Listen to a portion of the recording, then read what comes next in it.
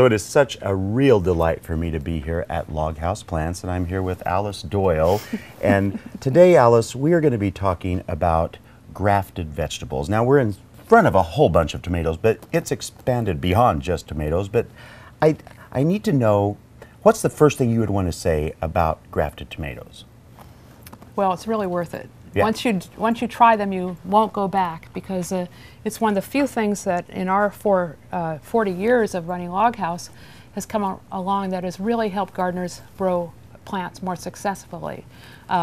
Growing tropical vegetables in a temperate rainforest is hard to do. It is hard to do. And here's one of the things that you kind of blew my mind when you said this, but tell me about this whole thing about when you look at this, you think there's thousands and thousands of varieties of tomatoes.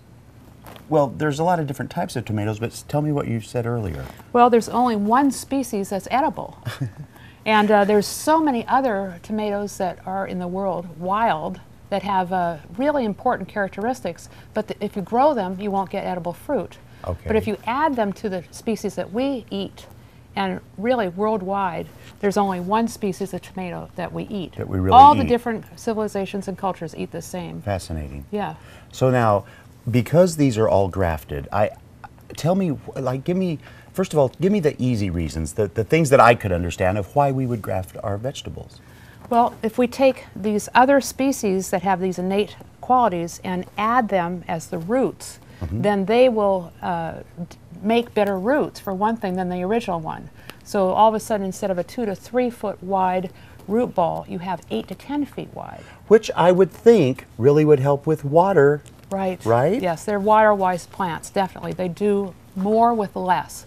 Less water, less fertilizer, more fruit. These rootstocks that you can get, and there's actually 72 hybrid rootstocks available now in the world, you can choose them for what disease pressures you have. Really? So if you use them in a diseased soil, you don't have to spray or use methyl bromide to sterilize. You can plant into diseased soil without rotating and get more yield at the same time. So Alice, how do these two things get put together? When it's very small, we grow the way we do it is we grow the rootstock, and it looks like a tomato, but as I said, when you grow it out, it wouldn't make edible fruit. Yeah.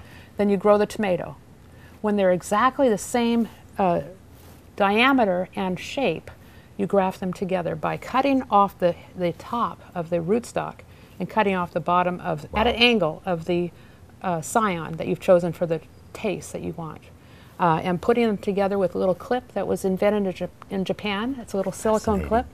Then you put this new plant, the top and the bottom, put it together into the dark, high heat, high humidity, 80% humidity, 75 degrees heat, for 3 days.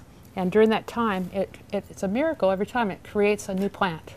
And it remaps and reconnects the vascular tissue. Really? And then after the 3 days, you bring it out and slowly, over a 3-day period, another 3-day period, wean it out of the high heat and the humidity.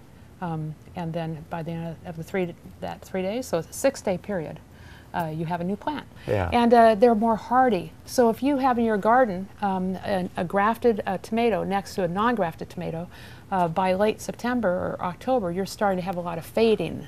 The tomato is not as strong anymore, but the grafted is still strong and beautiful and has so much fruit that really we tell people that you may even have more fruit than you should have because you never put a tomato in the refrigerator. Yeah. And if it is as cold at night as the inside of your refrigerator at the end of September and you still have fruit, it's time to cut the tomato, bring it in and hang it upside down in a warm place like a back porch or a garage or extra room, and let the rest of the fruit just ripen as it does. Yeah. And you know, one of the things too that I like about this whole concept, Alice, is that it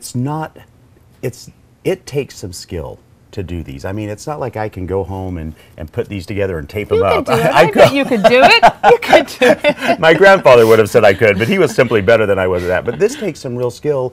But the benefit of having a company like yours do it is now they are available at garden centers everywhere for us to buy and plant.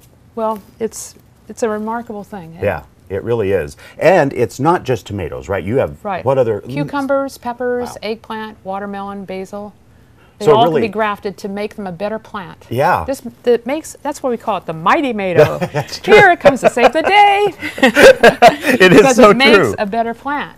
Super roots. So if people go to your website, will you have a listing of where they can go to buy these, Sure. which nurseries carry them? Yes. Well, there you've heard it from us. You know, I've known Alice an awfully long time. Neither one of us will admit that, but it has been a long time now. And I love seeing the changes that she consistently has brought to the market through Log House. So if this is something that interests you and you think, I've got to try this, go to gardentime.tv. We can click you over to her website, and you can find the garden center that carries these real close to you. Great. Alice, it's been such a delight. Thank you so much.